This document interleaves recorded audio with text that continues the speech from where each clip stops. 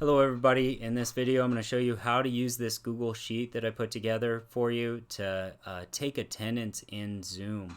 Now, I don't know about you, but I got really frustrated with the Zoom attendance and how long it was taking because my attendance when I'm in regular class setting is so easy. I just look out in the rows and I see who's missing and I uncheck them.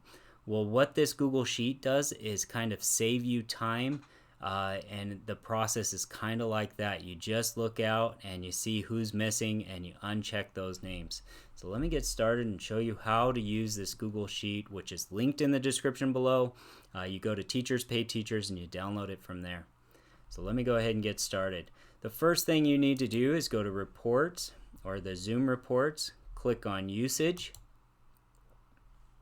and then click on the period that you want to take attendance for.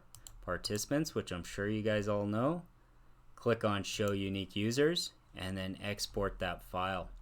Once you export that file, you're going to get something that looks kind of like this, an Excel spreadsheet or a Google Sheet that looks like this. And you'll notice that the students' first and last names are all together, and I had trouble sorting those. I had to split them and then sort them by their last name, and it just got to be a hassle after a while. So what I do now using this new Google Sheet is I just highlight the first one, left click, drag down, Control C to copy or right click copy, however you prefer.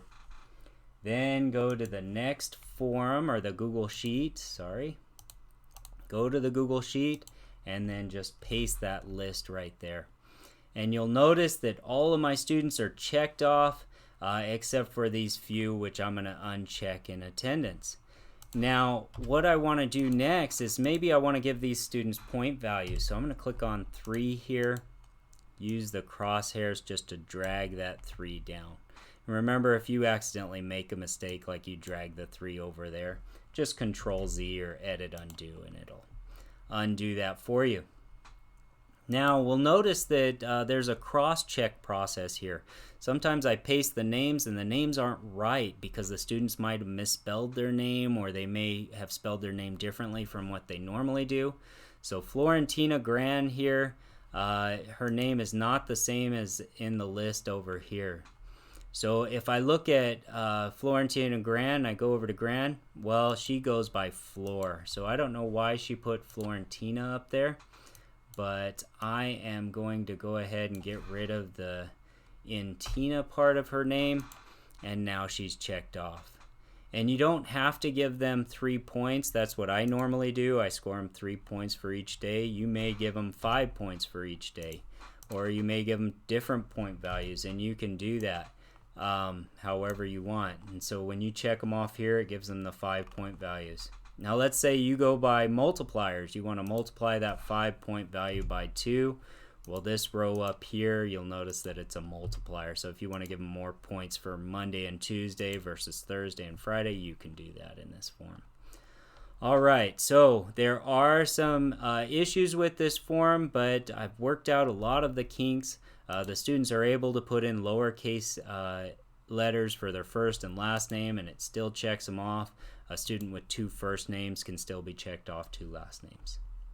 All right, so you might be saying, well, I have more than 1 period. How do I get more periods in this form? So all you have to do is you click on this downward arrow and you click on duplicate, and then you can rename this. So click on this downward arrow, click on rename, and rename it period 2. And then just delete the first and last name and IDs of these students. Fill in your students' names for period 2. Delete all this right here. And what I would suggest is do this first. When you first download this form, fill in all your students' names for period 1, period 2, period 3, period 4, period 18, whatever you have. And then go ahead and save that list. So save that form. Make sure you save it because you'll probably reuse it week after week. This is just a 1-week form. And you guys may not be on block scheduling, so I'm going to put 2 out there. I'm going to put another one that's regular schedule for you. So if you have Monday, Tuesday, Wednesday, Thursday, Friday, you can do this list too. And again, just duplicate this or duplicate the file as many times as you want. All right. if you have any questions in the YouTube comments below, go ahead and put those questions. I'll try to answer those questions for you and get those problems solved. Again, like I say, the form is not perfect, but it saved me a ton of time. It saved my wife a ton of time. We're both teachers, and I look forward to it saving you a bunch of time. Thank you. Have a great day and happy teaching.